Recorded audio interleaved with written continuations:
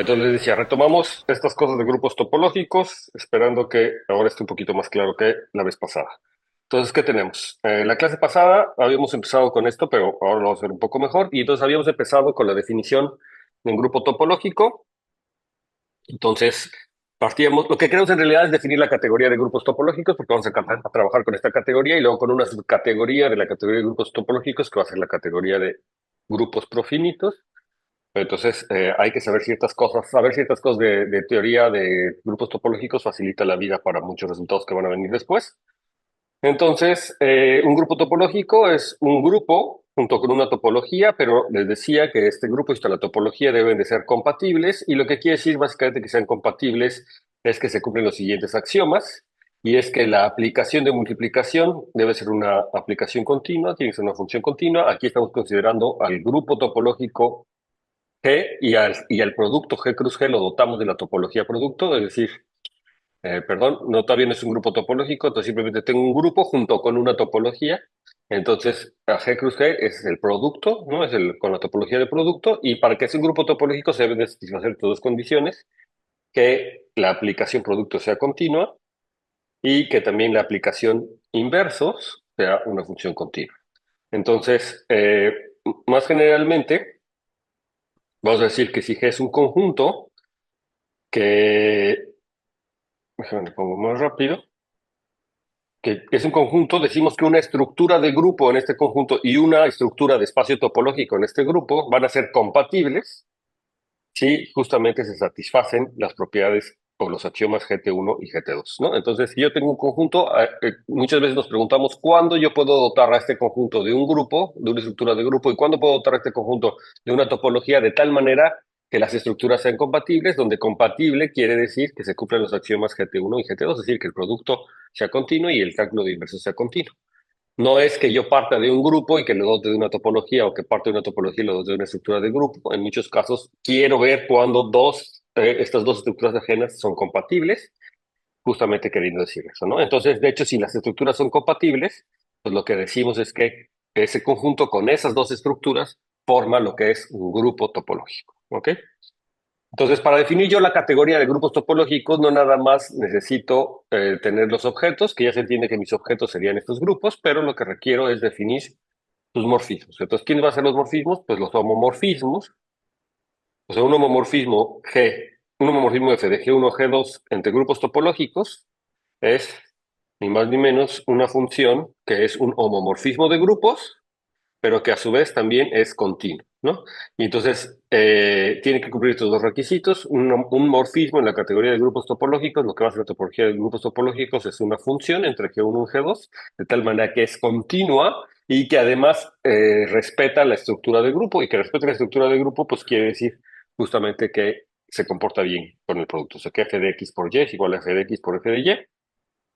Y entonces, de esta forma ya tenemos ahora sí, por supuesto, es una cosa que hay que verificar, que se cumplen todos los axiomas de categoría, pero ya es una cosa más o menos clara para ustedes, que los grupos topológicos forman una categoría, porque existe el morfismo identidad, ¿verdad? Claramente, que es el que me deja todo igual. Existe las propiedades asociativas, son inmediatas porque son homomorfismos de grupos en particular. Y nada, va, que la composición es continua, es claro, bla, bla. O sea, se sigue todas las características importantes de la categoría. Entonces, lo que vamos a hacer en esta parte del curso es trabajar justamente con la categoría de grupos topológicos. Vamos a tratarla de entender un poquito mejor y posteriormente refinar nuestra categoría a esta categoría de grupos profinitos. ¿Ok? Entonces, lo que estábamos viendo. Y entonces, la vez pasada no me acuerdo si les había presentado algunos conjuntos, algunos ejemplos, pero entonces claramente yo tengo topologías que me hacen que cualquier grupo sea un grupo topológico, y en otras palabras, lo que vamos a decir es lo siguiente: que si yo recuerdo o considero los funtores de la categoría de conjuntos a la categoría de espacios topológicos, que era que a cada conjunto le asocio su topología discreta o su topología indiscreta, entonces, yo ahora puedo considerar el funtor que va de la categoría de, aquí lo escribí mal, y aquí no debería de ser de la categoría de conjuntos, la categoría de grupos, aquí debería ser la categoría de espacios topológicos, en el primer caso, ¿verdad? Entonces, No, pero yo tengo un funtor, sí. Entonces, más bien lo que yo quería era, aquí está mal la categoría que lo escribí, entonces, porque aquí no va esto, sino va top.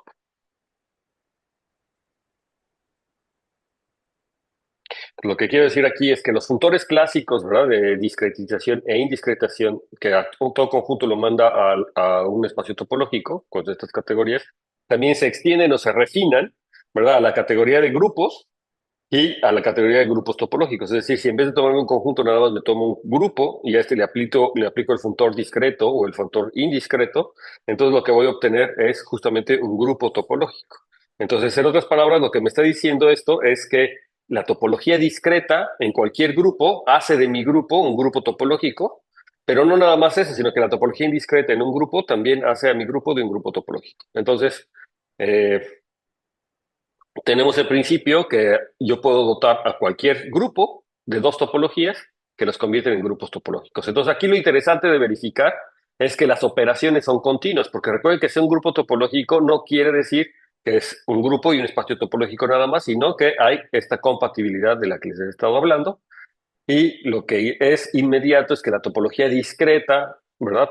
Hace a todas las funciones continuas. Entonces, en particular, en el producto de dos grupos también tengo una topología discreta y por lo tanto las funciones, los axiomas GT1 y GT2 con la topología discreta se cumplen trivialmente y por lo tanto con la topología discreta entonces es un grupo. Lo más interesante, aunque tampoco es tan interesante, también es claro e inmediato, es que con la topología indiscreta también las operaciones son un grupo y básicamente son un grupo topológico y básicamente la razón es que pues estoy cayendo a mi grupo G.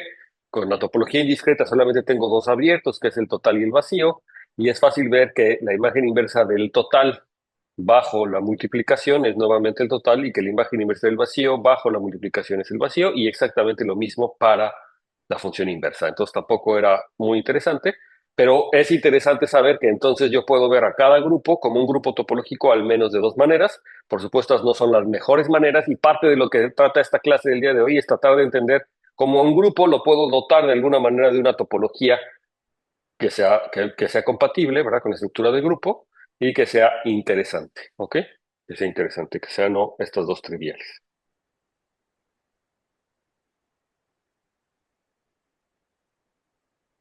Aquí una pregunta interesante es ver si estos funtores son, por ejemplo, también son adjuntos derechos e izquierdos del funtor de olvido, ¿verdad? O sea, yo tengo el funtor de olvido, la categoría de grupos topológicos a la categoría de grupos, de tal manera que a cada grupo topológico nada más se queda con su estructura de grupo.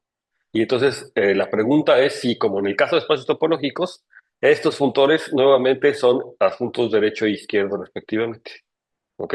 Entonces es una pregunta fácil que yo creo que ya la pueden contestar también. Entonces apúntenla ahí, no la apunté, pero pueden preguntarse si estos son los adjuntos derechos e izquierdos también de, el funtor de olvido. ¿Ok?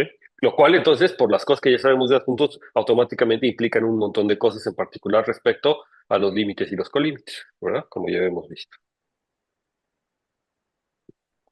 Ok, entonces a los grupos topológicos que tienen la topología discreta los llamamos simplemente grupos discretos. Y si quieren, por analogía, a los grupos topológicos con la topología discreta los llamamos grupos indiscretos. Y como ejemplos básicos, pues tenemos que todos los racionales, los reales, los números complejos con su estructura aditiva, es decir, como grupos. Entonces, por supuesto, la función es continua. Las funciones de suma en este caso, ¿verdad? Porque la operación de grupo en este caso sería la suma y la operación de inverso sería la resta. Entonces son, por supuesto, continuas. Y entonces, estos son problemas de cálculo y entonces son ejemplos de grupos topológicos, pero de hecho, cuando ustedes han avanzado en su carrera y, por ejemplo, han estudiado un poquito de más álgebra o de topología o de geometría diferencial, pues se han encontrado con muchas otras estructuras en esas categorías que siguen siendo, o sea, que además que tienen una topología, siguen siendo grupos o son grupos, pero con posiblemente más estructura. Por ejemplo, S1 no nada más es un espacio topológico con una estructura de grupo. La estructura de grupo, S1 es el círculo, ¿verdad? Y la estructura de grupo es la suma de los ángulos, ¿verdad? Si los puntos del círculo los codifico por su ángulo, ¿verdad? Por su ángulo en el que están, entonces la suma está dada por la suma de los ángulos, ¿verdad?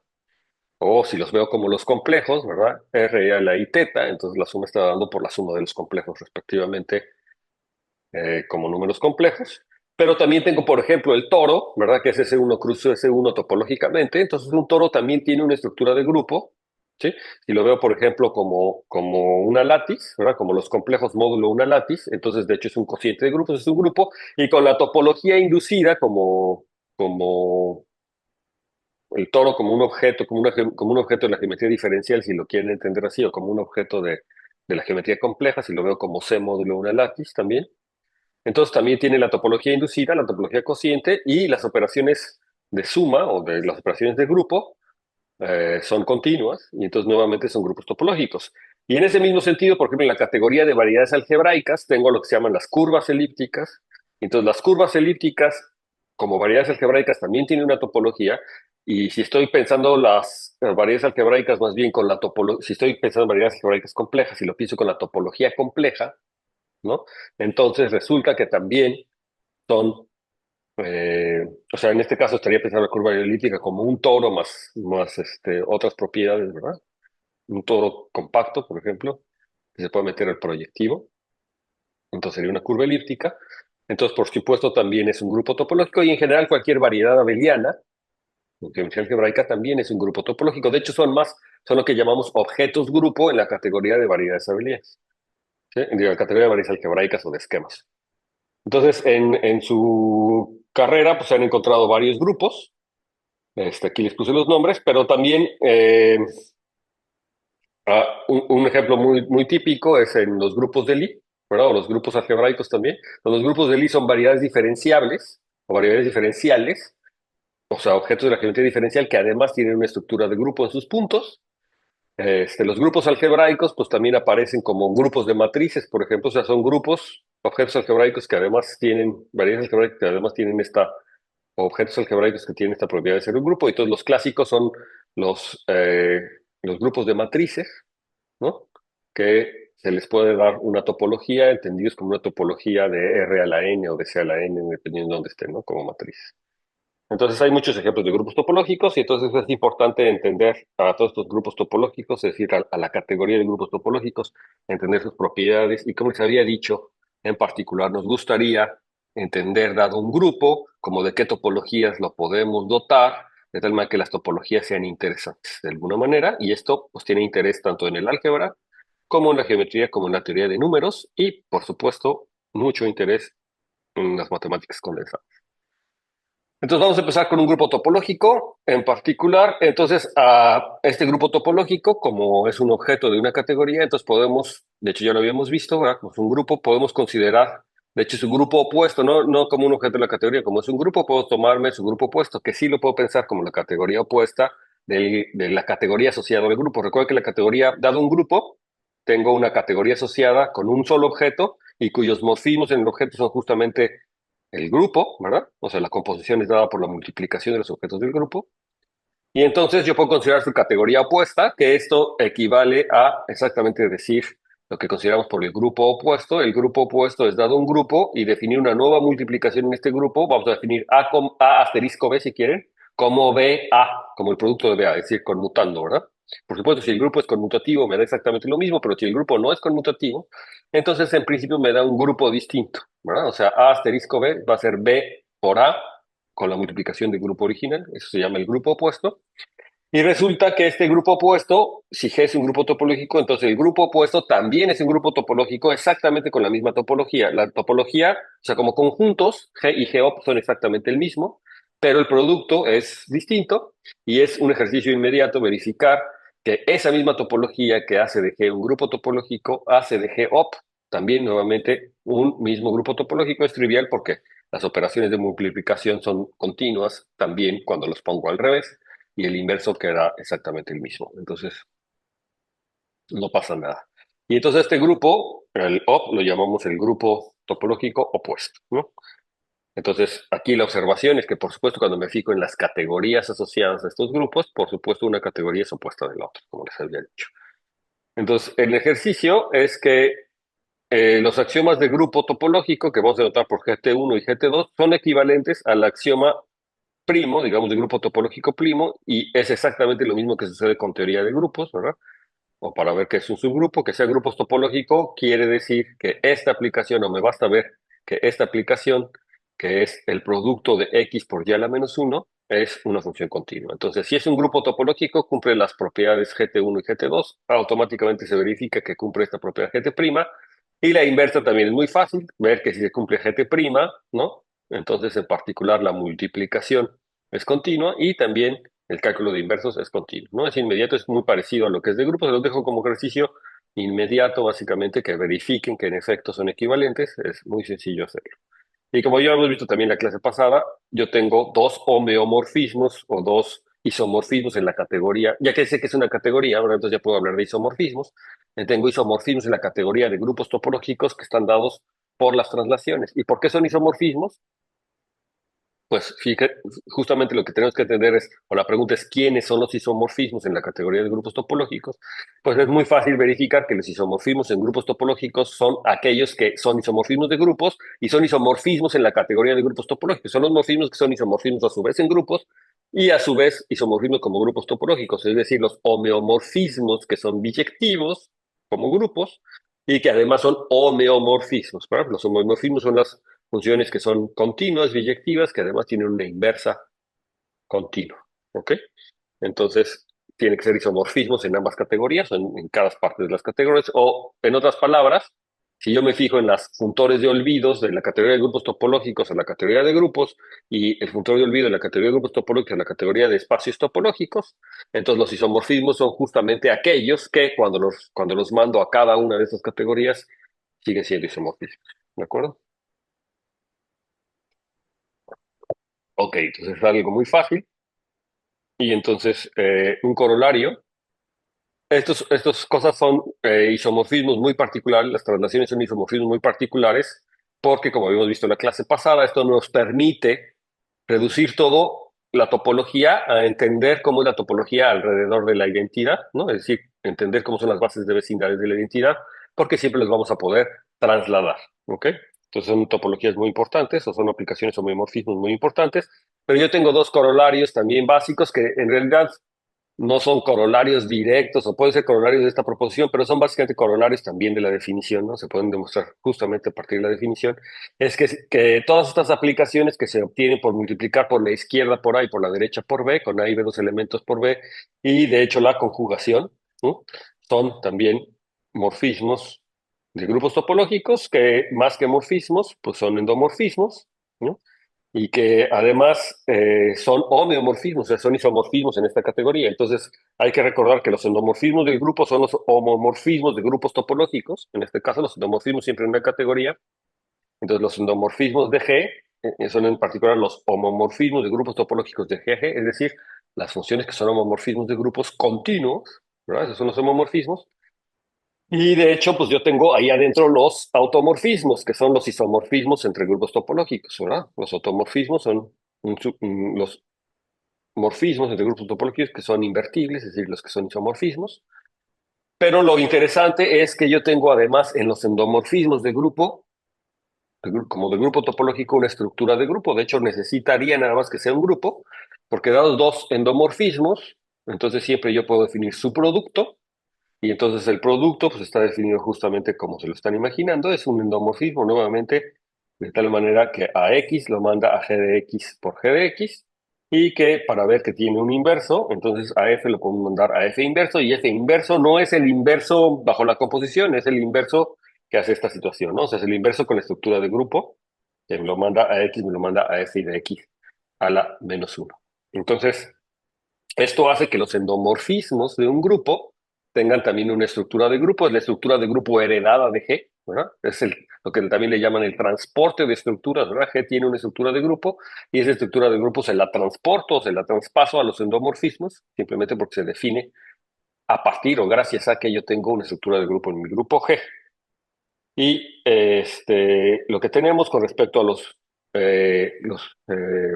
las traslaciones y a las conjugaciones es que yo puedo ver fácilmente que si me fijo en todas las conjugaciones, ¿verdad? Estas son las conjugaciones que son todos los homomorfismos de grupos topológicos de esta forma, que a X lo mandan a X a la menos uno, haciendo variar a A como elementos del grupo. Entonces es fácil ver que este es un subgrupo que cumple la estructura de grupo, es un subgrupo de los endomorfismos. ¿verdad? Es fácil ver que son endomorfismos y forman un subgrupo, eh, pero además es fácil ver que este es un subgrupo de este otro subgrupo cuando yo varío A y B libremente, y que este es un subgrupo de los automorfismos del grupo G, ¿de acuerdo? Es un subgrupo de los automorfismos, ¿sí?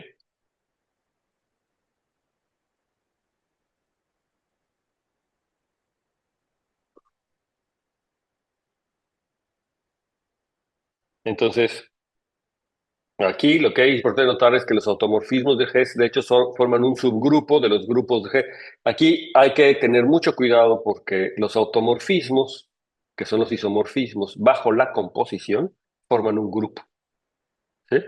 Pero esta es otra estructura de grupo. O sea, los automorfismos en casi cualquier categoría, digamos, básicamente bajo la composición, forman un grupo, porque tengo la composición es una operación. O sea, en la categoría pequeña, por ejemplo, en la categoría localmente pequeña, cuando forman un grupo, cuando los morfismos forman conjuntos, entonces la composición me da una estructura de grupo en los automorfismos porque tengo inversos, ¿de acuerdo?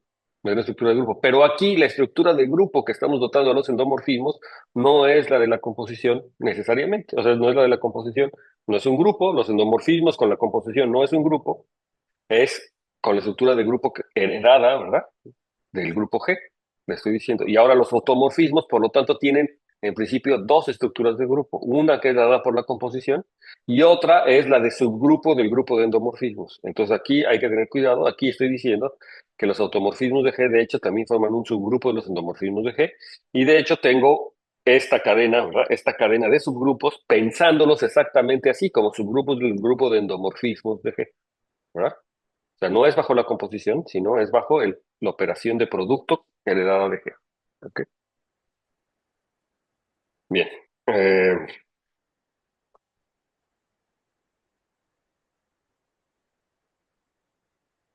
ok. Entonces está formado por los endomorfismos de G. Los automorfismos están formados por los isomorfismos de grupos. ¿Verdad? Es decir, que son los isomorfismos de grupos topológicos. Es decir, que son isomorfismos de grupos y homeomorfismos como espacios topológicos.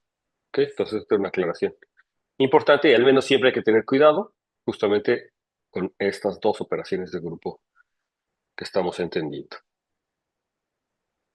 Entonces, una nota muy importante que se cumple por todos los grupos, para todos los grupos topológicos, es que si es un subconjunto abierto y también vale para subconjuntos cerrados de un grupo topológico G, entonces lo que vamos a tener es que si yo traslado por X a todo este conjunto, o sea, si hago X por A, esa es la traslación por X a todo este conjunto, ya sea por la izquierda o por la derecha, o si lo reflejo, o sea, reflejarlo es tomarse el inverso, ¿verdad? Entonces, todos estos conjuntos siguen siendo abiertos, o si es que A era abierto, o siguen siendo cerrados si es que A era cerrado. ¿Y quién me dice por qué rápidamente? Lo habíamos visto la clase pasada, pero rápidamente, a ver quién me dice por qué.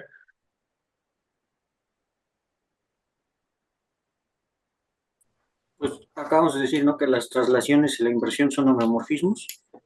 Entonces ya está, ¿va? Sí, nada más es para ver si están atentos. Perfecto. Entonces, como son homeomorfismos, entonces son, por supuesto, abiertos o cerrados. Esta será la pregunta. Entonces, y análogamente, si es un conjunto abierto y ves cualquier otro conjunto, entonces yo puedo fijarme en el producto de A por B y por ambos lados, o B por A y B por A, y entonces estos conjuntos nuevamente son abiertos. Entonces rápidamente, ¿quién me dice por qué?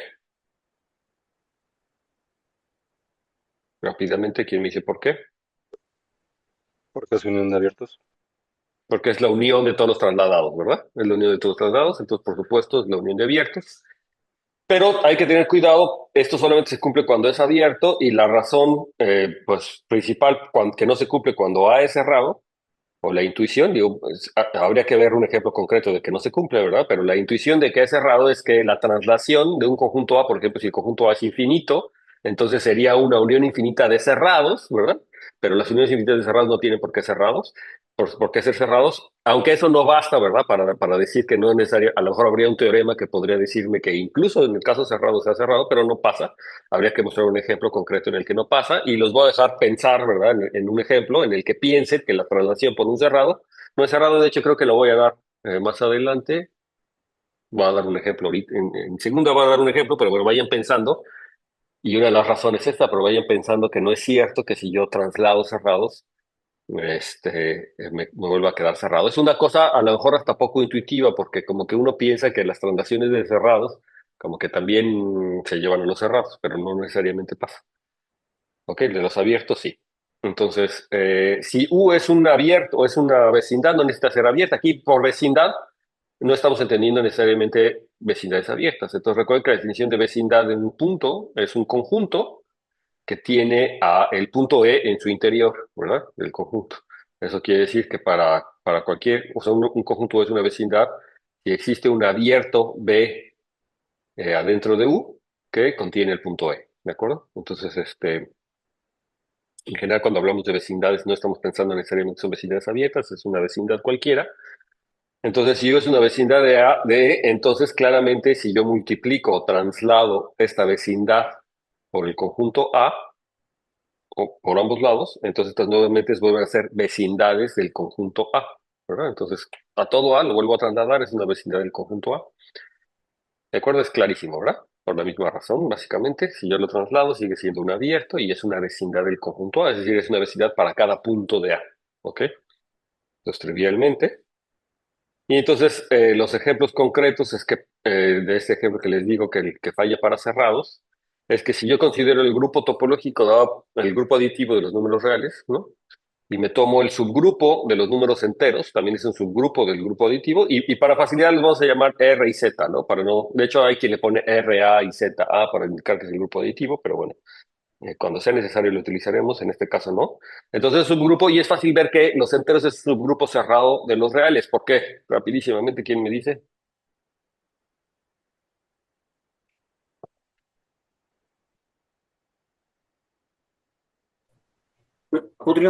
Podríamos ver su complemento, ¿no? Es la unión de los intervalos. Podríamos pensar en un mismo intervalo trasladado. Exactamente. Entonces, es abierto, ¿va? Porque la topología que hace a R más grupo topológico es la topología usual, ¿va? Lo que les digo, o sea, la topología que estamos dotando a R es la topología usual. Y entonces, pues simplemente los enteros en esa topología es un conjunto cerrado, por la razón que dice Fernán, ¿verdad? O sea, su complemento son uniones de intervalos, que es abierto. No necesito ni siquiera trasladarnos, ¿no? Es simplemente la unión de intervalos y ya es una abierto. Entonces, no importa, era trivial. Sí es importante de repente hacerse esas preguntas porque como vamos a ver más adelante, yo voy a dotar o puedo dotarlos de distintas topologías, ¿no? Pero entonces aquí en la topología usual no había nada. Nada que tener que entender, entonces es un grupo cerrado. Entonces nos preguntamos si la trasladada de estos vuelve a ser cerrado. Entonces, bueno, el punto aquí es interesante y es que este grupo es cerrado, pero de hecho si yo me agarro cualquier número real y lo multiplico por z, entonces vamos a suponer en particular que z no es un número racional, o sea que que θ es un número irracional. Entonces este conjunto vuelve a ser cerrado, ¿verdad? ¿Por qué vuelve a ser cerrado? Pues ¿por qué vuelve a ser cerrado la multiplicación por θ?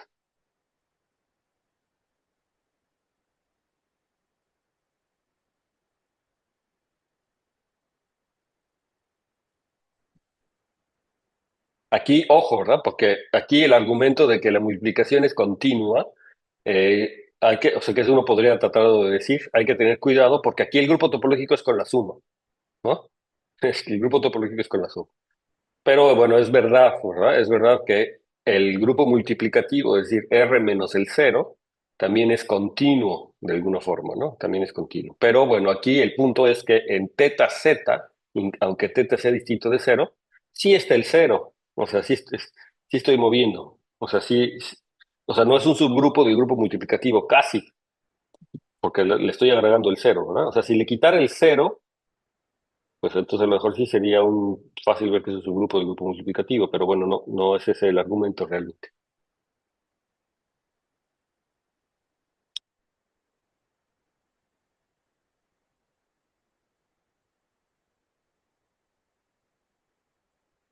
Entonces, ¿quién me dice por qué teta por z? ¿Quién me da un argumento de por qué teta por z es cerrado en R más, o sea, en el grupo aditivo?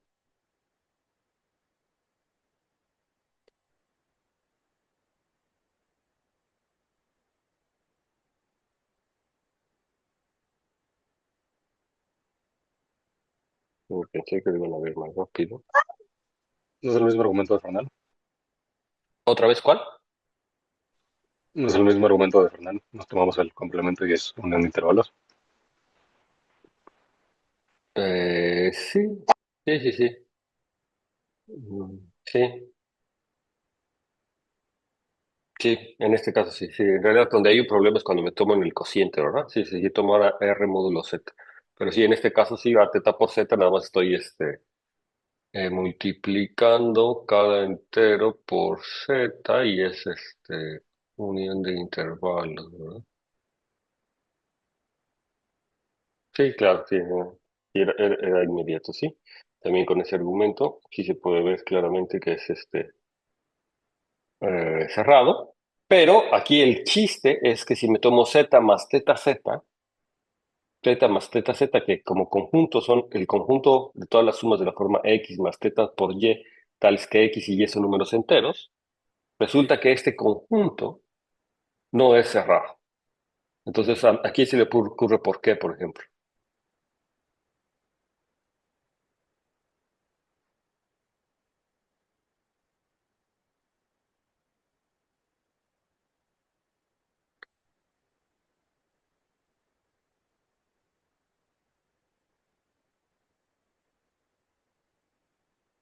Cuando hago, sin embargo, esta suma, esta suma sería la traslación, ¿verdad?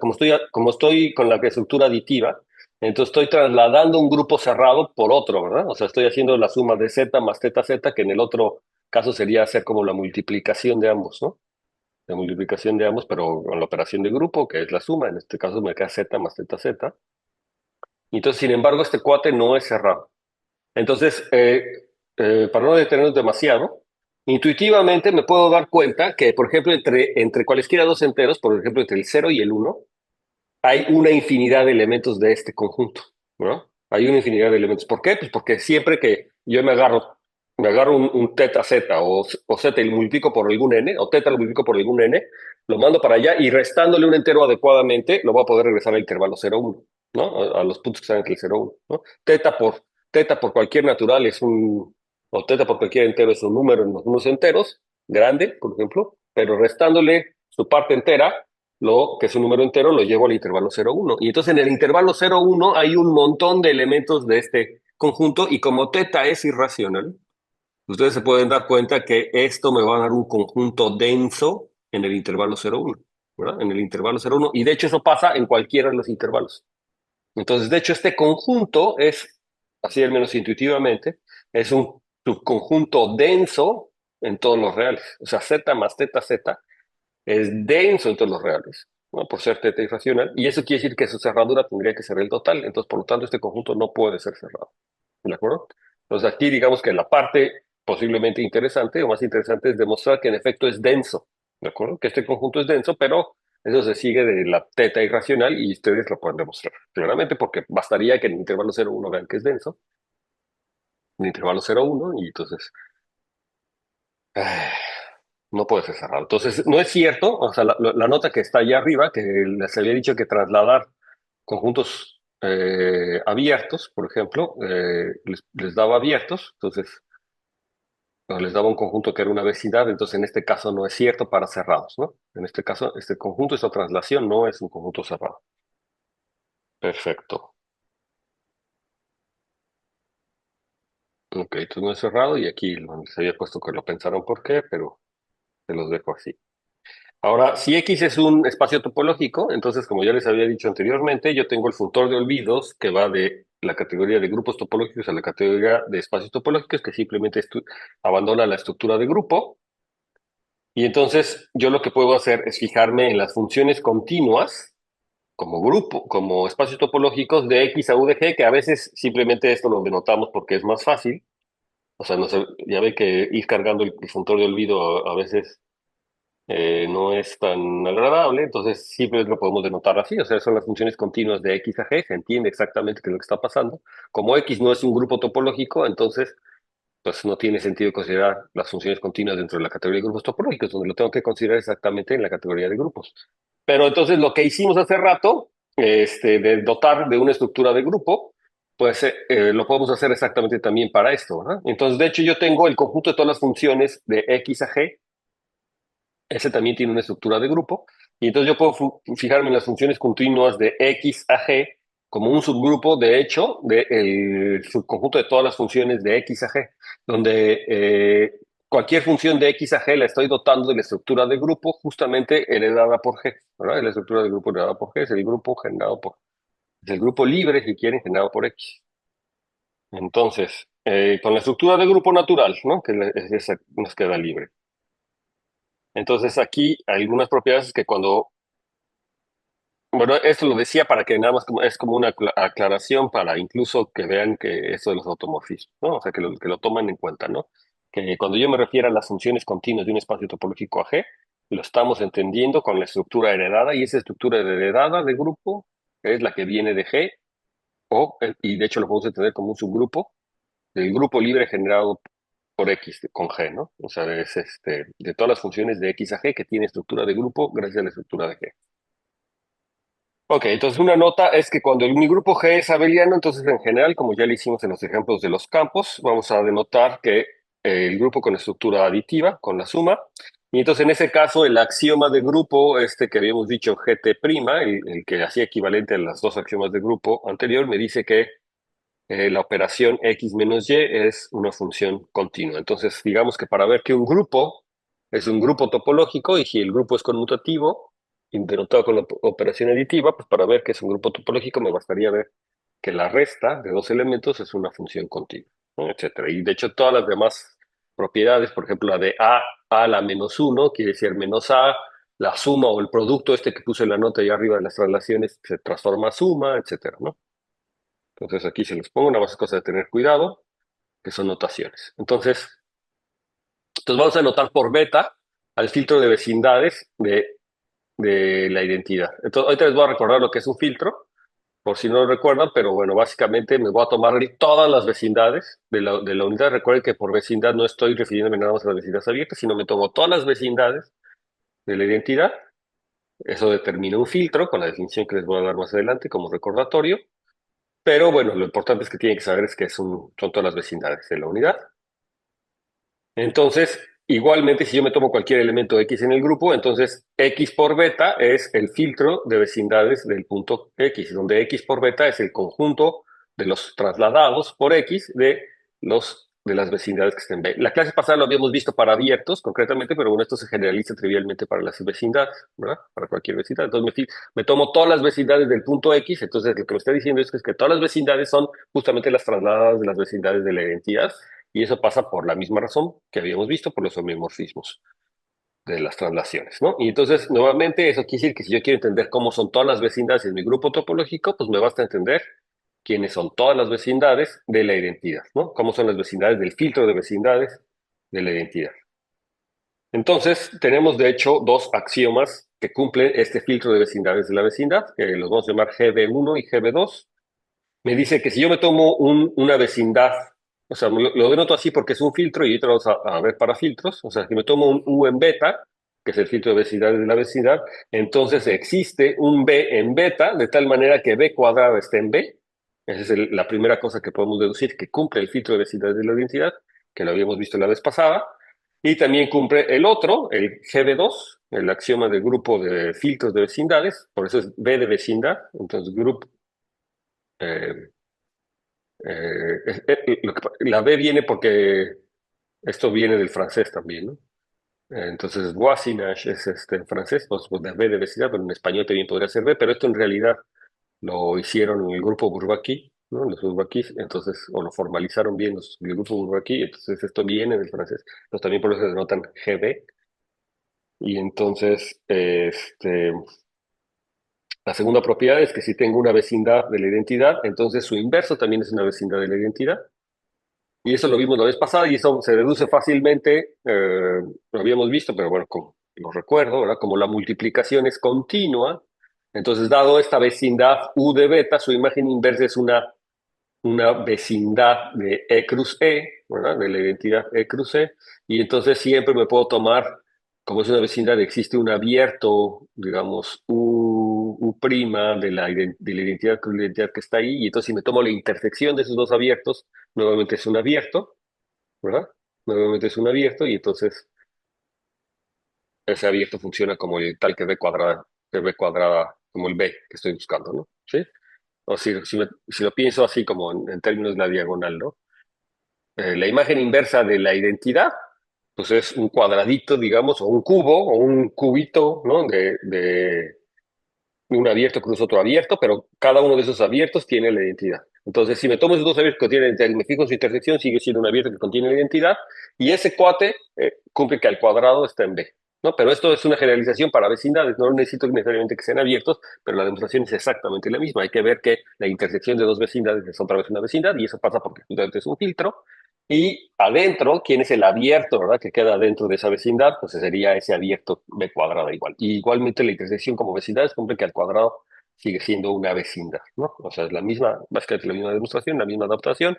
Y lo mismo para el inverso. Si me tomo una vecindad, entonces la imagen inversa sigue siendo una vecindad de la identidad, ¿no? Sí, es trivial, ¿verdad? Eso es inmediato, por la continuidad nuevamente. Y entonces recordemos, ahora sí les recuerdo nada más por si no se acuerdan qué cosa es un filtro. Entonces esta es una propiedad muy interesante porque nos ayuda a entender un montón de cosas eh, para espacios topológicos y para convergencia de funciones, o sea, los filtros detectan convergencias, por ejemplo, de sucesiones que no detectan, o convergencias, por ejemplo, cierto tipo de convergencias, se llaman convergencias de filtro, que no detectan las sucesiones. O sea, las sucesiones en particular son sucesiones sobre un filtro muy particular, pero la noción de sucesión se puede generalizar a filtros o a cosas, a conjuntos dirigidos en particular, y entonces ahí tendría nociones de convergencia en filtros, por ejemplo. Pero bueno, entonces aquí lo vamos a utilizar porque también nos ayuda para determinar topologías, por ejemplo, ¿no? O sea, nos va a ayudar a determinar sistemas de vecindades fundamentales de la identidad y por lo tanto topologías en el grupo topológico. Entonces recordamos rápidamente que es un filtro en un conjunto. Entonces un filtro en un conjunto, para empezar, es una familia de subconjuntos de X, ¿no? Entonces es decir, un subconjunto de conjunto potencia de X, una familia de subconjuntos de X que cumplen los siguientes axiomas de filtro. Entonces el primer axioma de filtro es que si yo tengo un punto X en la unión de todos los elementos del filtro, es decir, un punto X en la unión de todos los elementos del filtro, o sea, X está en alguno de los F, entonces todo conjunto que contenga X también está en el filtro. Eso es lo que me está diciendo, ¿no? Si tengo un punto y B es otro conjunto que contiene X, entonces B está en el filtro. ¿Ok? Esa es una propiedad. Cualquier conjunto que contenga a algún elemento de los elementos del filtro está también en el filtro. La propiedad 2, que si tengo una colección finita de elementos en el filtro, en lo que estamos llamando filtro, entonces su intersección también está en el filtro. Y 3, que el vacío nunca está en el filtro. Entonces, una propiedad interesante, ¿sí? Que le estamos quitando el vacío. Hay que decir que hay quien no considera esta propiedad de que quitarle el vacío en el filtro, pero entonces se trivializan ciertos resultados, ¿no? Entonces, realmente los resultados interesantes con teoría de filtros vienen cuando no considero que el vacío está en el filtro. Si no, tendría que decir cosas muy particulares. Pero de hecho, la noción, digamos, original era tomarse el vacío sin el filtro, y entonces de repente algunos autores pensaron que podían no pedir eso y también tenían algunos resultados interesantes, pero bueno, en general hay que entonces considerar el caso cuando el vacío está y cuando el vacío no está. Bueno, entonces estas acciones de filtro en particular implican que la intersección finita de conjuntos del filtro nunca puede ser vacía, porque, pues justamente por el axioma 2, la intersección finita de elementos del filtro vuelve a estar en el filtro. Entonces, si la intersección finita de algunos de ellos fuera el vacío, entonces el vacío estaría en el filtro, pero explícitamente pedimos que el vacío no estuviera en el filtro. Entonces, esa es una nota importante que resaltar o que recordar, es que en un filtro, la intersección finita de elementos del filtro nunca es vacío, ¿no? Entonces, es una propiedad aquí importante. Entonces, en particular, ¿verdad? Cuando yo tengo las vecindades de un elemento, eso me forma un filtro. Es fácil ver que ustedes vean que si yo tengo un elemento en la unión de todas las vecindades de la identidad, por ejemplo, o de algún elemento, entonces, y cualquier conjunto que esté ahí, entonces, que contenga ese punto, entonces va a estar este, en el filtro. Va a ser una vecindad.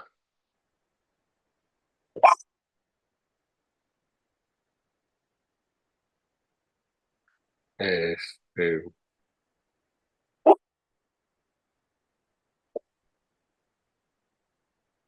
Aquí hay un problemita.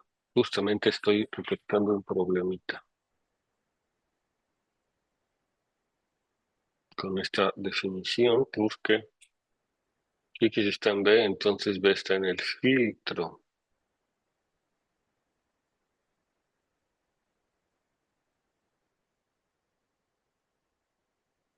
No debe de ser así. Pero el particular debería de funcionar así.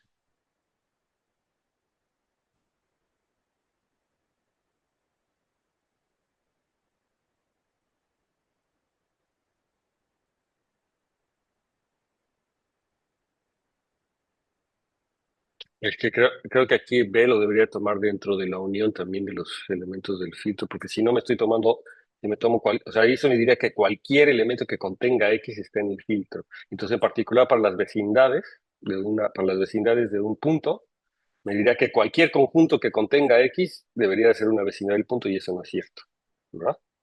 O sea, si me tomo el conjunto X, Y, o sea, X y Y, que contenga X, Y, esa no es una vecindad del punto X en general.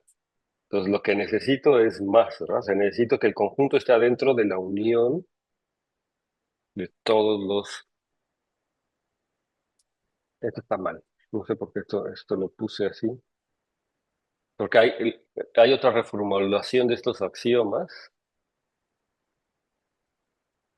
que me dice que si yo tengo un subconjunto del filtro, entonces cualquier conjunto, o sea, este axioma se debería poder escribir así. A ver, el otro axioma es así. Un equivalente que a este debería de ser así. O sea, que si A está en el filtro y A está dentro de B, entonces B está en el filtro, ¿no? Ese es el axioma realmente que debería de suceder. Que si es un conjunto en el filtro y B es un conjunto que contiene este conjunto en el filtro, entonces B está en el filtro. Y creo que es un poco más fuerte realmente que el axioma uno, porque el axioma uno así como está escrito, eso, y ese debe ser mi culpa por quererlo escribir en términos del elemento, pero entonces vamos a cambiar esta proposición. Digo, esta cosa la voy a tachar, porque así como está, no es la buena. No es la buena. O sea, la buena es así, que si A está dentro de F, o sea, que es un conjunto del filtro, y B es alguien que contiene A, entonces B está también en F. Esa es la propiedad. Pensé que era equivalente a decir eso, pero no es equivalente. Pensé que era equivalente, pero no es equivalente. Entonces, sí se ve. Entonces, ahora sí, con este cambio que es el correcto, entonces ahora se ve que el filtro de vecindad, o que las vecindades de la identidad forman un filtro, ¿verdad? O sea, me dice que si yo tengo una vecindad de la identidad, cualquier conjunto más grande que contenga la vecindad vuelve a ser una vecindad de la identidad. Eso sí se cumple, ¿de acuerdo? Eso sí es trivialmente se cumple. Lo otro no se cumplía, porque eso implicaría que, por ejemplo, el conjunto de la identidad con otro punto X tendría que ser una vecindad de la identidad y claramente no lo es, ¿no? Entonces yo necesitaba que estuviera en el filtro, ¿no? Sí, no, entonces no era equivalente a eso, no sé por qué lo puse así, pensé que era equivalente, pero no es equivalente. Entonces la buena es esta que está aquí en la cajita, las demás sí son exactamente tal cual. Entonces, sí, les queda claro que las vecindades de la identidad, de hecho las vecindades de cualquier punto, forman un filtro, ¿de acuerdo? Sí, y entonces la pregunta es que qué tanto determina ese filtro a la topología, ¿verdad? O la clase de vecindades. Pues como ya sabemos, ajá. Bueno, aquí todas las vecindades de un punto es un filtro que se llama el filtro de vecindades del punto, ¿de acuerdo? Entonces, la pregunta es que ¿qué tanto nos determina el filtro de la topología? Pues por lo que ya estábamos viendo arriba, o por lo que habíamos visto la vez pasada, pues básicamente tenemos que entender el filtro de vecindades de la identidad para saber cómo es la topología, ¿no? Entonces, la proposición es así, es que, de hecho, eh, yo podría caracterizar a los filtros que cumplen ciertos axiomas, y si yo caracterizo los filtros que cumplen ciertos axiomas, me van a determinar una única compatibilidad. Es decir, los filtros son independientes de la topología, ¿verdad? Es decir, dado un grupo G, a ese grupo G yo podría considerar un filtro en esa topología, y entonces sí, lo que quiero decir ahora es que si ese filtro cumple ciertos axiomas, entonces ese filtro determina un sistema de bases de vecindades de la identidad, y por lo tanto determina una topología en el grupo y por lo tanto esa topología debería ser única. Entonces eso va a ser muy interesante porque si yo quiero dotar de una topología a un grupo, ¿no? Entonces me bastaría identificar un filtro que cumple con estas características. Entonces si el filtro cumple con estas características, voy a enunciar estos axiomas, Entonces, listo, ¿verdad? Ya tengo una topología. Entonces, eso va a ser algo súper útil más adelante. Entonces, de hecho, si yo tengo cualquier filtro en un grupo, entonces automáticamente se cumplen los axiomas GB1 y GB2. Ah, bueno, no, perdón. Si yo tengo un filtro que cumple el axioma de GB1 y el axioma de GB2, entonces también va a cumplir el siguiente. Entonces, nada más por si no lo tienen aquí a la mano, recuerden que GB1 y GB2, déjenme lo pongo aquí de verde porque lo vamos a estar usando. Entonces, GB1 y GB2 son estos axiomas que puse aquí, que son que si yo tengo U en el filtro, entonces B cuadrada está todavía en el filtro, y que si tengo U en el filtro, entonces su imagen inversa está en el filtro. De hecho, eso es algo que cumple el filtro de vecindades. Justamente lo que les dije ahí arriba es que el filtro de vecindades cumple estas características. Y entonces lo que le estoy diciendo yo en la siguiente proposición, que vamos aquí, a ver, déjenme me regreso un tantito, es que cualquier filtro que cumpla la propiedad GB1 y GB2, en particular el filtro de vecindades de la identidad, entonces también cumple este otro axioma que se llama GBA, es que quiere decir que dado cualquier U en el filtro, entonces existe un B en el filtro de tal manera que B por B menos 1 esté en U. Entonces, en particular el filtro de vecindades de la identidad, ¿verdad? Satisface esta cosa, que yo tengo una vecindad de la identidad, entonces existe otra vecindad de la identidad de tal manera que B por B a la menos 1 está dentro de U, ¿no? Eso es parte de lo que hicimos la vez pasada. Y conversamente, ¿verdad? Si B es un filtro en G, un filtro en G que este axioma GBA, entonces lo que vamos a tener es que la identidad está en U, ¿verdad? Es muy fácil porque si B por B a la menos 1 está en U, entonces X por X a la menos 1 está en U, y entonces la identidad está en U, ¿verdad? Entonces vamos a tener que la identidad está en U para cualquier U en el filtro, ¿verdad? Si es un filtro que cumple con la propiedad de que para todo abierto U existe otro elemento del filtro B tal que B por B a la menos 1 está en U, entonces eso implica que E está en todos los elementos del filtro, por la razón que les acabo de decir. Y más aún, B, por ejemplo, el filtro de vecindades de la entidad, también satisface esta propiedad que se llama GB3, que dice lo siguiente, que para todo elemento A en G y para todo filtro, o para todo elemento B en el filtro, tenemos que la conjugación de eso es un elemento en B. Entonces, en particular, esto es lo que le está diciendo para las vecindades de la identidad. Me está diciendo que si tengo una vecindad de la identidad y la conjugo, entonces esto vuelve a ser una vecindad de la identidad, ¿no? ¿Sí? Entonces, en particular, pero lo que me está diciendo esto es que cualquier filtro de G que cumpla el axioma GB1 y GB2 también va a cumplir el axioma GBA, ¿no? Y conversamente, si yo tengo un filtro que cumple GBA, entonces yo voy a tener que la identidad va a estar ahí adentro, y entonces eso es un buen candidato para hacer un sistema de vecindad de la unidad. Y de hecho nos dice más aún que si yo me tomo un filtro que además sea el filtro de vecindades de la identidad, entonces también satisface, pero que si me tomo un filtro, perdón, me estoy confundiendo, que tomo un filtro G que cumple GBA, entonces su conjugado también va a estar ahí.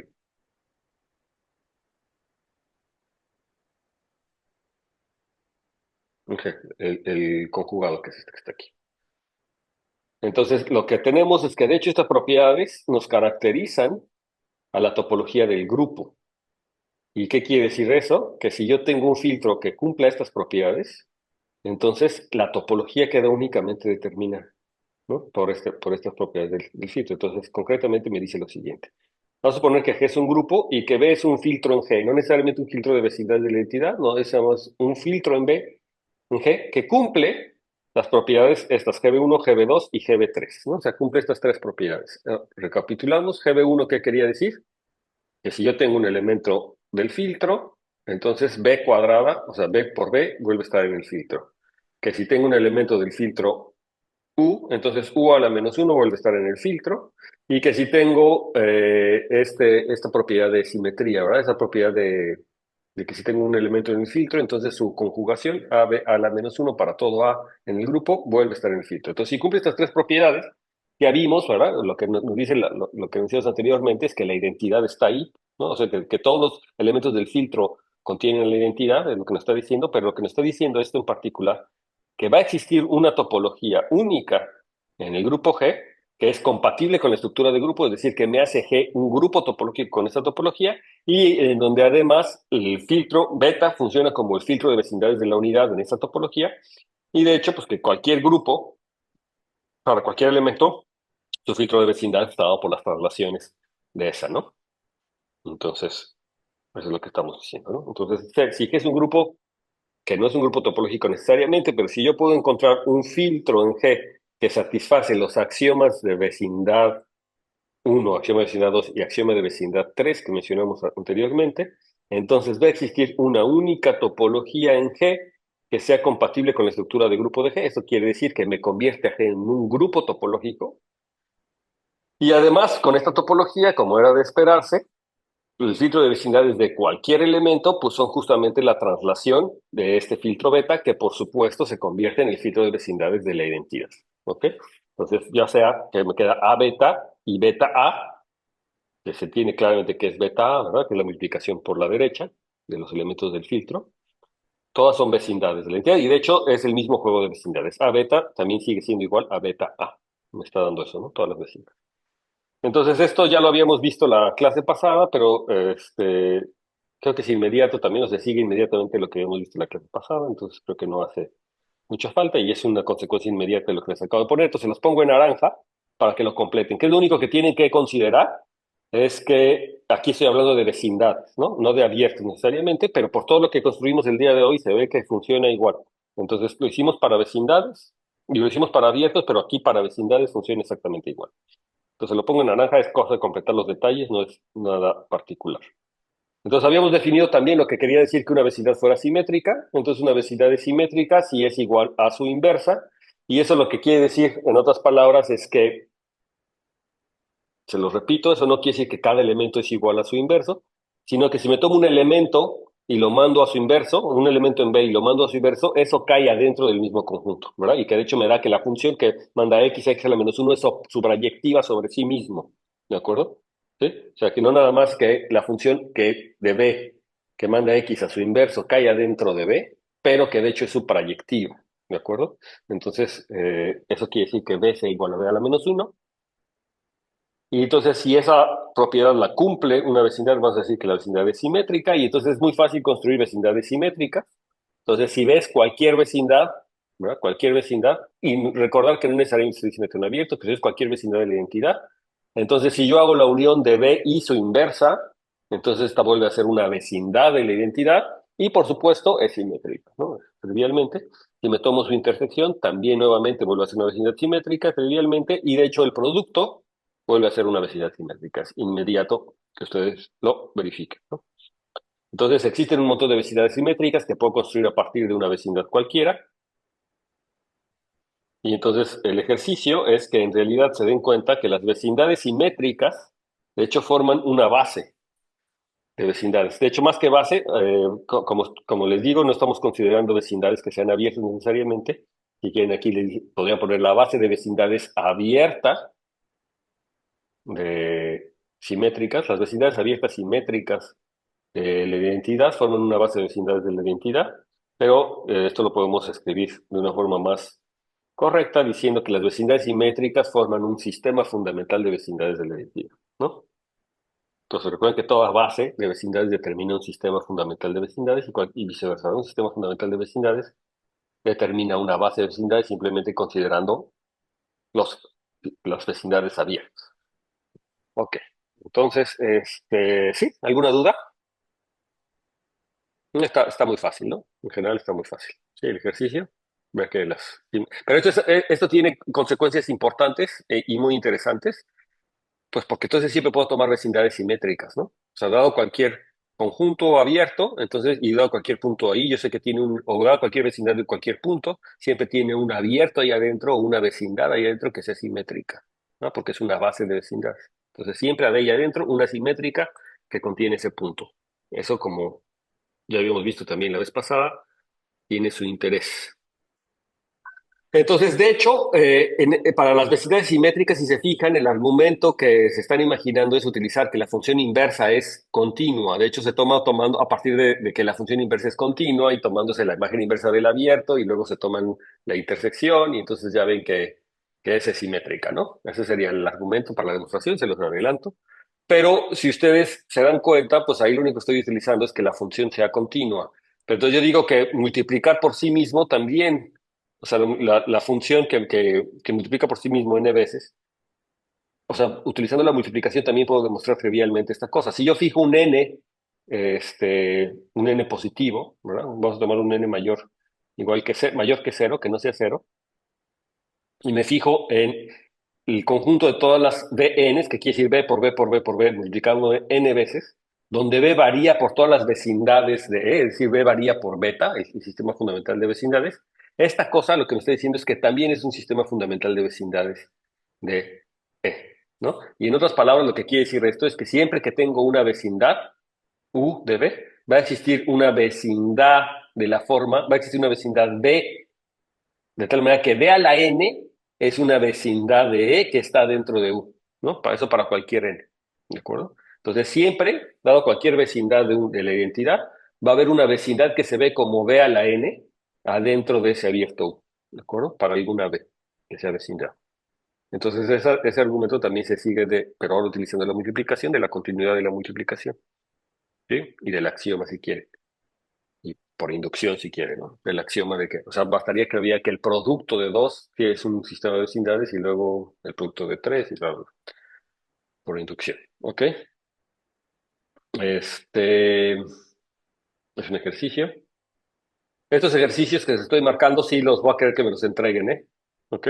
Sí, sí, hay que entregarlos escritos. A lo mejor se los pongo a exponer, pero son muy fáciles. Tampoco es cosa de perder el tiempo con eso. Entonces, ok.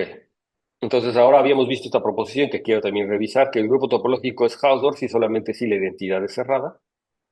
Entonces, es una propiedad muy interesante que la habíamos visto, pero entonces, a ver, a que no quepa confusiones a la demostración. Entonces, simplemente, acuérdense que T2 quiere decir que es Hausdorff, es la definición de Hausdorff.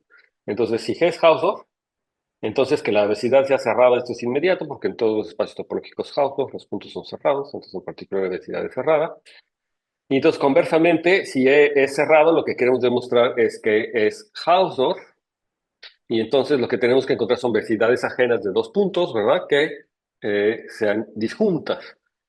Vecindades de dos puntos distintos que sean disjuntas, es lo que quiero decir. Entonces, o bien demostrar lo equivalente, que ese es un ejercicio, demostrar que lo saben si ustedes saben topología, pero si no, este, lo pueden demostrar.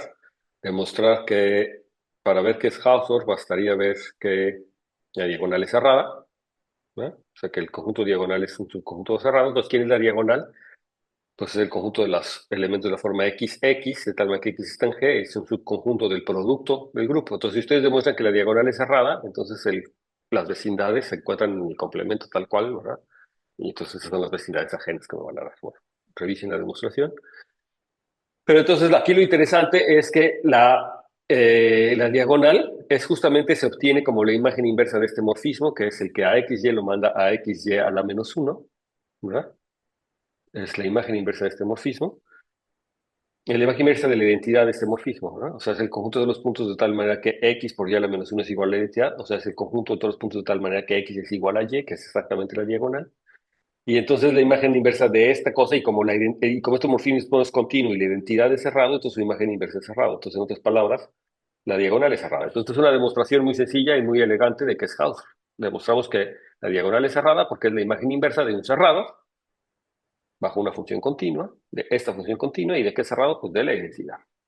Entonces, es Hausdorff. Y entonces, como ejercicio, por si no lo sabían, entonces, un espacio topológico es Hausdorff y solamente si su diagonal es cerrada. ¿Ok? Entonces, esto es fundamental para esta demostración y para muchas otras cosas en la vida. Entonces, esta cosa, si no la sabían, la tienen que demostrar. Es un bonito ejercicio, también muy fácil. Entonces, de aquí tenemos un corolario, es que si G es T2, o sea, Hausdorff, entonces la intersección de todas las vecindades que contienen la identidad, o sea, del filtro de vecindad de la identidad, es nada más ese punto. Ese es un resultado también muy importante que me ayuda a ver cuándo un espacio topológico es Hausdorff. Es mucho más fácil de repente darse cuenta que la intersección de las vecindades del filtro de vecindades de la identidad es la identidad nada más, Y entonces automáticamente ya implica que el espacio topológico es Hausdorff, que el grupo topológico, no espacio topológico, que el grupo topológico es Hausdorff. Entonces la ida, como siempre, es muy fácil, ¿no? Entonces la ida es inmediato, es decir, si es Hausdorff, claramente la intersección de todas las vecindades es la identidad, ¿verdad? ¿Sí? De hecho ya lo habíamos visto, ¿no? La intersección de todos los abiertos que contienen la identidad tiene que ser nada más la identidad. Rápidamente el argumento lo repetimos. Si existiera otro elemento X en la intersección de todas las vecindades, como es Hausdorff, deberían existir dos vecindades ajenas, una de la entidad y otra de X, ¿verdad? Ajenas, pero eso quiere decir que en particular X no está en la vecindad de la identidad, entonces no puede estar en la intersección, sería una contradicción. Entonces es inmediato. Un poquito más interesante es el regreso y es demostrar que si la intersección de todas las vecindades abiertas es solamente la identidad, entonces es Hausdorff. Y entonces eso es muy fácil también, porque si me tomo X distinto a la identidad, entonces debería de existir una vecindad de la identidad de tal manera que el inverso no esté en B, ¿verdad? Porque si X es distinto de la identidad, entonces X a la menos 1 también es distinto de la identidad. Y si X a la menos 1 también es distinto de la identidad, y como la intersección de todas las vecindades abiertas es igual a E, entonces debería existir una vecindad de la identidad que no contiene X a la menos 1. Porque si X a la menos 1 estuviera en todas las vecindades, pues entonces la intersección no sería la identidad, ¿no? Entonces debe existir una que no lo contenga, ¿de acuerdo? Entonces, como existe una que no lo contenga, entonces X a la menos 1 no está en B, pero entonces si yo traslado, lo que me está queriendo decir eso es que E no está en XB, ¿de acuerdo? Trasladado. Entonces, justamente estoy encontrando que XB se queda completamente, es un abierto que se queda completamente metido en el complemento de la identidad, y eso quiere decir que el complemento de la identidad es abierto, y por lo tanto la identidad es cerrada. ¿Ok? Y entonces, ahora sí, esto implica, ¿verdad? Que todos los puntos son cerrados, ¿verdad? ¿Por qué? Por translación, ¿verdad? Los puntos son cerrados. ¿Ok? Por la relación por homeomorfismos, que las relaciones son homeomorfismos. Entonces, reservado cerrado. Entonces, todos los puntos cerrados, pues en particular este uno. ¿Ok?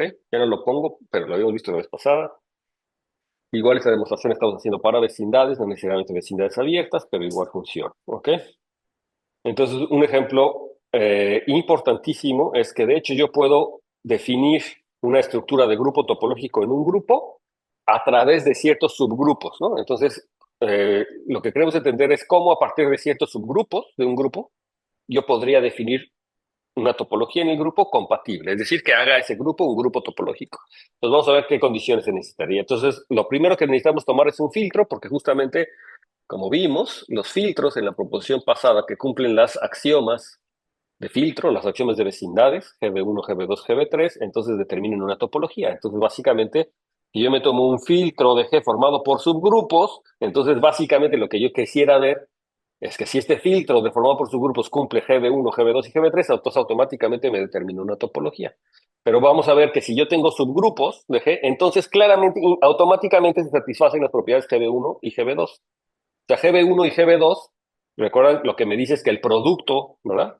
Que el producto está y que, o sea, que el producto de uno consigo mismo está y que el inverso está, ¿verdad? El sustituto modal. Pero eso se cumple trivialmente porque, pues, en particular, si H está en el filtro, entonces H por H menos 1 vuelve a ser H. Eso pasa para cualquier subgrupo, ¿verdad? Un grupo multiplicado por su inverso es el subgrupo igualito, ¿verdad? Es el mismo.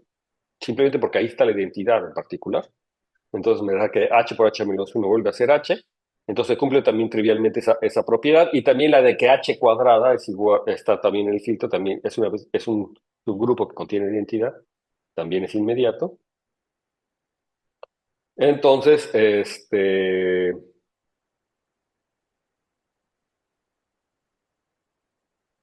pues, o sea, si yo tengo un filtro formado por subgrupos, entonces automáticamente se cumplen GB1 y GB2. Entonces, lo interesante es saber, realmente, cuando tengo un filtro formado sobre subgrupos para ver que me determina una topología, lo interesante es ver si cumplen GB3. Entonces, así beta, o sea, el filtro formaría un sistema fundamental de vecindades de la identidad, o sea, dando una topología compatible con la topología de grupo, si se cumple la propiedad B3, ¿no? Siempre que además se cumple la propiedad B3. Entonces, aquí lo interesante, cuando tengo un filtro de subgrupos, es fijarse si se cumple la propiedad B3. ¿Y cuál es la propiedad B3? ¿Se acuerdan cuál era la propiedad B3 de filtro? Entonces, en términos de subgrupos, tendría que ser que dado cualquier subgrupo, existe otro subgrupo más chiquito que sea simétrico, o sea, que B por B a la menos 1 se queda dentro de H, ¿no? Esa es la propiedad 3, ¿no? Ok. Entonces, aquí lo que tenemos es que la propiedad GB3 se cumple automáticamente cuando... Ah, no, la propiedad, perdón, tiene toda razón. La propiedad B3 era la de la conjugación. Perdón. La propiedad B3 es que se cumpla bajo que la conjugación esté, ¿verdad? En el filtro. Esa es la propiedad GB3. Entonces, en particular, si H es un subgrupo normal, o sea, si mi filtro está formado por subgrupos normales, entonces claramente la propiedad GB3 se cumple trivialmente porque justamente las conjugaciones me dan el mismo subgrupo normal. Entonces, si yo el resumen de la filosofía de todo esto es que si yo me tomo un filtro para ver que me determina una topología, basta ver que se cumple GB3, que es la que las conjugaciones de los subgrupos vuelven a estar en el filtro. Entonces, en particular, si H es un subgrupo normal, entonces trivialmente se cumple y por lo tanto, entonces un filtro de subgrupos normales me determina una topología única en el espacio topológico que la hace compatible, es decir, me da un grupo topológico. Entonces, así que un filtro formado por grupos topológicos normales me forma un filtro. Entonces, esto ya hace una cosa súper interesante. Entonces, aquí les hago el énfasis que se recuerden su curso de teoría de Galois. ¿Quién tomó el curso de teoría de Galois? O sea, ¿quién sabe, se acuerdan de su curso de teoría de Galois, por ejemplo? ¿Sí? ¿O no se acuerdan? Entonces, recuerden que el grupo de Galois absoluto, que es el grupo de Galois de la cerradura algebraica, se convierte en un grupo topológico justamente tomándose los subgrupos normales, ¿no? Si yo me tomo los subgrupos normales del grupo topológico, que esos están relacionados por la correspondencia de Galois con ciertas extensiones, con las extensiones normales justamente del campo, entonces si me tomo los subgrupos normales del grupo de Galois, entonces eso me dota de una topología al grupo de Galois, que es equivalente a tomarse las extensiones normales del grupo, del campo. Si me fijo en las extensiones normales de un grupo, entonces esas extensiones normales de alguna manera me determinan a una topología en mi espacio. ¿Ok? Y entonces la topología del grupo de Galois es una cosa muy importante. Pero no nada más ahí aparece en un montón de otros lados. Ok, entonces, eh, cuando esta topología es Hausdorff, ya habíamos visto que la topología era Hausdorff, sí solamente sí, la intersección de todos los elementos del filtro me daba la identidad. Entonces, en este caso, la topología va a ser Hausdorff si la intersección de todos los subgrupos que están en el filtro son la identidad, ¿no? Eso no siempre pasa, pero si pasa, entonces automáticamente es Hausdorff, ¿no? Entonces, por ejemplo, en la teoría de grupos, si la intersección de todos los grupos de Galois de extensiones normales son la identidad, entonces la topología del grupo es una topología Hausdorff. Pero esa intersección se ve reflejada también en una extensión, ¿verdad? En una extensión de campos. Entonces, o sea, la teoría de Galois me interpreta todas estas características en términos de las extensiones y de los subgrupos, ¿verdad? Que los subgrupos, por cierto, los grupos normales, son ciertos grupos de Galois dados por las extensiones fijas, por los campos fijos. ¿Ok? A ver, permítanme 2 segunditos, por favor, ¿sí? 2 segunditos.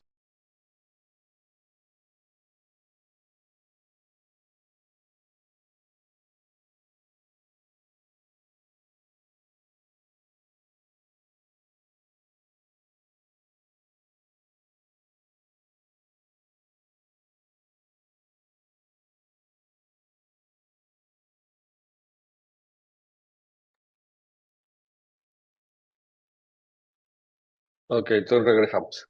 Entonces el ejercicio es que eh, si yo tengo un filtro, ¿verdad? Un filtro y tengo que la identidad esté en el filtro, entonces la topología inducida por ese filtro me hace, perdón, no es un filtro cualquiera, es el filtro que acabamos de estudiar, o sea, me tomo los subgrupos normales, un filtro de subgrupos, me tomo un filtro de subgrupos, por ejemplo, normales, entonces ya saben que la identidad es el subgrupo normal, ¿no? En particular. Entonces, si me tomo que en ese filtro, si en ese filtro estuviera la identidad, fíjense que el filtro no me estoy tomando todos los subgrupos normales, ¿no? Me estoy tomando un filtro de subgrupos normales. Quiere decir que estoy escogiendo ciertos subgrupos normales de tal manera que formen un filtro, ¿ok? Entonces, lo que me está diciendo es que si la identidad, que es un subgrupo normal, que puede o no puede estar en el filtro, me dice, si la identidad está en el filtro, entonces la topología inducida es discreta. No hay mucho la topología se trivializa, ¿verdad? Entonces, la topología, el grupo topológico se trivializa, ¿de acuerdo? Entonces, es un ejercicio fácil porque acuérdense que ya habíamos dicho cuando la topología era discreta. Entonces, la parte interesante realmente está cuando en el filtro de subgrupos normales no está la identidad. ¿Ok?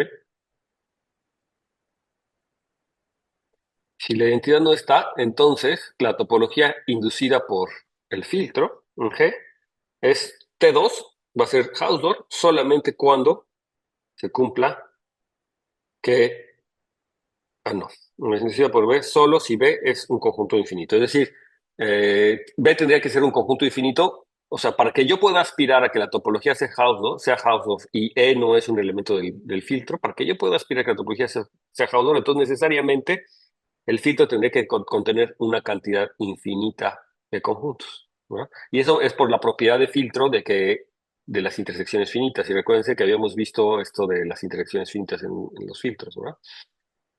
Bueno, entonces ahí se los dejo como ejercicio. También es un ejercicio que me gustaría que lo escribieran y de buena gana que lo expusieran. Entonces, que se los pongo aquí de naranja. Entonces, una nota es que dada una familia de subgrupos F de un grupo G, entonces yo tengo una familia de subgrupos de un grupo G, entonces yo lo que les quiero decir es que voy a poder construir un filtro a partir de esta familia de subgrupos y por lo tanto voy a construir un filtro que satisfaga las propiedades que necesito para hacer un filtro de familias de la identidad y entonces por lo tanto voy a poder construir una topología. Entonces digamos que la topología generada por una familia de subgrupos. Entonces vamos a considerar la familia de subgrupos cualquiera de G y entonces vamos ahora a conjugarlos. Entonces me voy a tomar en toda la familia de grupos conjugados de F con A en A. Entonces esta es una familia F garigoleada, ¿no? Entonces, ¿sí? Parto de una familia de grupos y ahora me fijo en todos sus conjugados. Entonces en particular F está ahí adentro, ¿verdad? Porque es cuando conjugo con identidad, pero además me tomé todos los conjugados. Entonces ahora me voy a tomar el filtro generado por esta familia. Entonces, ¿qué cosa es el filtro generado por esta familia? Entonces, beta va a estar formado por todas las intersecciones finitas de estos elementos. O sea, me fijo todas las intersecciones finitas de estos elementos, de estos subgrupos, y además por todos los subgrupos que contengan a estas intersecciones finitas, ¿no? Entonces, si yo hago esto, entonces lo que me queda es un filtro, ¿sí? Pues lo que me queda es un filtro. Y entonces resulta que este filtro, pues de entrada satisface por ser un filtro de grupos, de subgrupos, entonces ya va a satisfacer automáticamente GB1 y GB2, pero resulta que esta cosa va a satisfacer GB3 justamente por la construcción que yo estoy haciendo, va a satisfacer GB3 y por lo tanto va a definir una única topología compatible en el grupo G, es decir, me lo va a convertir la topología de este filtro, que tiene como bases de vecindades este filtro, me va a convertir a mi grupo en un grupo topológico. Entonces, esta es una construcción padrísima porque me está diciendo que dado cualquier familia de subgrupos, de hecho, le puedo asociar un grupo topológico. La única cosa está aquí es que yo podría tomar familias distintas que me generen el mismo grupo topológico y de hecho habrá muchas familias de grupos que me trivialicen a mi grupo topológico, ¿sí? Entonces ahí hay como una relación, pero lo interesante es que me generen un grupo topológico, ¿sí? Y que esa familia, no nada más que me generen un grupo topológico, sino esa familia de subgrupos con los que empecé, forman vecindades o son vecindades de la identidad, además. No son las únicas, hay más, porque tengo que agregarle todos los conjugados y bla, bla, bla, y las intersecciones, a ver más, pero en particular esos forman vecindades de la identidad, ¿sí? Entonces es algo súper interesante porque me ayuda a construir grupos topológicos de una manera bien interesante. Entonces, el ejemplo maestro de todas estas cosas es que si me voy a tomar a un anillo, entonces digamos que si tomo el funtor de olvido que me olvida la estructura multiplicativa, obtengo un grupo, ¿verdad? Entonces me tomo la parte aditiva, me tomo un grupo. Y entonces los ideales, todos los ideales o una familia de ideales, de hecho no tienen que ser todos, si me tomo una familia de ideales de A, son ciertos subgrupos del grupo aditivo, ¿verdad? Los ideales en particular me forman un subgrupo, me forman subgrupos del grupo aditivo. Entonces, por lo que les acabo de decir, esta familia me determina una topología de A porque me fijo en su filtro generado y entonces me determina una topología de A. Y entonces le estoy dotando a A de una topología dada por una familia de ideales. Esto es súper importante, ¿no? Y la cosa es que convierte a A en un grupo topológico, al menos a A más lo convierte en un grupo topológico, pero de hecho lo está convirtiendo en un anillo topológico, casi. O sea, para que sea un anillo topológico tendría que tener que las dos operaciones involucradas son grupos topológicos, es decir, no nada más la suma, sino también el producto, ¿verdad? De anillo también debería ser continuo. Pero bueno, la cosa es que A más con la suma aditiva, por lo pronto es un grupo topológico, y además para ver si es Hausdorff o no, como ya hemos visto, me bastaría ver que la intersección, no de todos los elementos del filtro, sino de los que generan, esa es una ventaja, ¿verdad? Si los elementos que generan el filtro, o sea, si estos subgrupos ya cumplen con la intersección de la identidad, entonces por supuesto, en el filtro total, pues contiene, o sea, en el filtro total la intersección es algo más chiquito todavía que esto. Entonces, si todos estos ya eran la identidad o el cero, entonces el filtro total ya era la identidad. Entonces, si la intersección es la identidad, entonces va a ser Hausdorff. Entonces, es una forma también muy fácil de ver que un anillo sea Hausdorff. Y en particular también puedo decir que no va a ser discreto si no hay intersección finita de ellos que me dé el cero, ¿no? Es la misma proporción que habíamos visto hace rato. Entonces, no será discreta si la dirección finita de ellos no es el cero. Entonces, en particular, si yo me tomo una filtración, lo que se llama una filtración de ideales del anillo, entonces, dado cualquier anillo y me tomo una filtración de ideales del anillo, entonces voy a poder considerar a A como un grupo topológico al menos. O sea, le puedo dotar de una topología con la suma del grupo topológico, dada exactamente por esta filtración, de la misma manera, ¿verdad? La filtración. Y de hecho, con la propiedad de que todos estos ideales forman vecindades, de hecho, una base de vecindades, en este caso, porque la filtración ya me va a determinar la propiedad de base. De hecho, la filtración ya me dice que el filtro asociado es una base de vecindades, o este filtro ya es un filtro, de hecho. Entonces, tengo una base de vecindades dada por estos ideales. Tengo una base de vecindades dada por estos ideales. Y entonces, en concreto, el ejemplo maestro es que si yo me tomo a los números enteros y me tomo los ideales generados por las potencias de un primo, o sea, por P a la K Z, me tomo los enteros y P a la K Z, entonces esto me da en particular una filtración de ideales en los enteros, y esta filtración de ideales en los enteros, por lo tanto, me determina una topología en los enteros, y esta topología se llama la topología p-ádica de los números enteros, donde justamente estos ideales, o sea, las multiplicaciones por pkz, forman una base de vecindades de la identidad, o sea, del cero, y como de hecho la intersección de todos estos ideales es el cero, ¿verdad? Entonces automáticamente decimos que Z con esta topología es un espacio topológico Hausdorff, ¿de acuerdo? Y las vecindades de cualquier otro punto se ven justamente como los trasladados, como es un grupo aditivo, es un grupo conmutativo, entonces se ven como trasladados de esto, ¿verdad? Entonces, por ejemplo, la vecindad del 1 es 1 más PZ, 1 más P cuadrada Z, 1 más P cúbica Z, esa es la base de vecindad del 1, y de hecho, de cualquier X en los enteros, la base de vecindad desde X sería X más PKZ, ¿no? Todos esos son los enteros. Entonces ya tengo una descripción de todos los abiertos básicos en los enteros bajo esta topología. El único problema que tiene esta topología en los enteros, que parece ser de mucha utilidad para la teoría de números, porque me está midiendo algo respecto a los primos. De hecho, para cada primo tengo una topología distinta. Se puede demostrar que las topologías que no son homeomorfos los espacios. El único problema es que no es completo, ¿no? Este espacio topológico no es completo. Y entonces, si yo lo completo con esta topología, obtengo lo que se llama los enteros p-ádicos, ¿no? Aquí son los enteros con la topología p-ádica, no son los enteros p-ádicos, pero si completo me da los enteros p-ádicos. De hecho, esta topología que estamos viviendo aquí en los enteros, lo que me está reflejando muy bien es la escritura de un número en base p, ¿sí? La escritura de un número en base p. Entonces, todo número entero va a estar metido, vamos a poner todo número entero positivo, va a estar metido en términos de esta cadena de ideales principales en uno máximo, ¿no? No está contenido en todos, ¿no? Porque la intersección es el cero, entonces un entero no cero va a estar contenido en uno en una cadena, pero luego para los más chiquitos ya no va a estar, ¿no? En uno mínimo en tal caso, ¿no? Sería en uno más a la derecha. Luego en las colas ya no va a estar. Y entonces va a estar en todos los que le siguen. Entonces, si me fijo en cómo se van escribiendo así, lo que voy a obtener va a ser la representación en base P, o más bien si quieres, si describo a mi número en representación de base P, entonces la representación es finita, es como una suma de potencias de P finita. Y entonces a partir de la potencia K más 1 décima quiere decir que ya no están me está midiendo la cola en donde ya no están, y las truncaciones me van midiendo en dónde están los elementos en el ideal anterior. A ver, se los voy a proponer aquí para que lo vean, ¿no? ¿Qué es lo que me quiere decir esta topología de los enteros? Cuando entiendo los enteros, en vez de escribirlos en base 10, los escribo en base P. Y yo escribo mis enteros de base P, ¿qué se relaciona a escribir a los enteros en base P? Con esta topología, ¿qué es lo que me está diciendo? ¿No?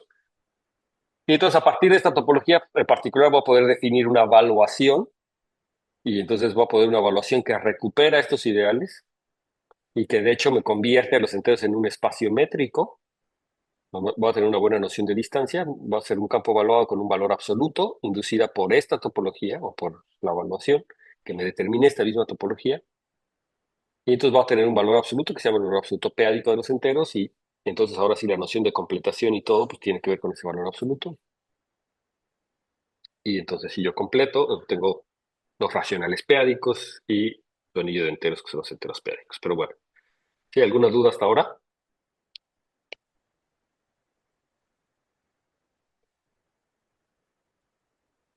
Y entonces la otra parte de esto es que de hecho es Hausdorff y además no es discreto porque ninguna intersección finita de estos ideales me da el cero, ¿verdad? Entonces fíjense cómo estas propiedades topológicas pues las puedo medir de una manera muy algebraica, ¿no? Muy algebraica. Es una gran ventaja, ¿no? Para ver que no es discreto me basta ver que una intersección finita de estos ideales nunca es el cero.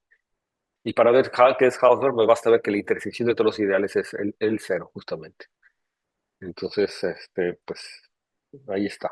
Entonces, con esto yo acabo la clase de hoy, que es como un repaso y ampliación de lo que habíamos empezado la clase pasada, un poquito mejor que la vez pasada, en particular porque no tenemos diapositivas, porque mis diapositivas no me estaban funcionando, se estaban repitiendo las diapositivas, qué sé qué está pasando. Y no las había leído bien, no las había leído. Leo que había dado una clase cuando di una clase de topología, que era la clase de teoría p-ádica, de representaciones de Galois p-ádicas, también les di toda una parte de grupos topológicos. Estos tenían esas diapositivas que las volví a correr ahora, pero me generaron errores y entonces me estaban repitiendo las diapositivas, no sé qué pasó. Entonces ya no las pude leer. Quería darles esa clase y no las pude leer, entonces no me acordaba lo que decían las diapositivas, entonces tenía que estar ahí. Pero bueno, ahora ya lo escribí otra vez, un poquito mejor. Y bueno, espero que ahora sí se haya entendido lo que no se entendió en la clase pasada, si es que hubo algo que no se haya entendido, y que ahora avanzamos un poquito más, ¿no? Con un poquito más de estructura en estas cosas, más enfocado también a lo que nos interesa de grupos topológicos para entender conjuntos profinitos, que para allá vamos, ¿ok? Espacios profinitos. ¿Dudas?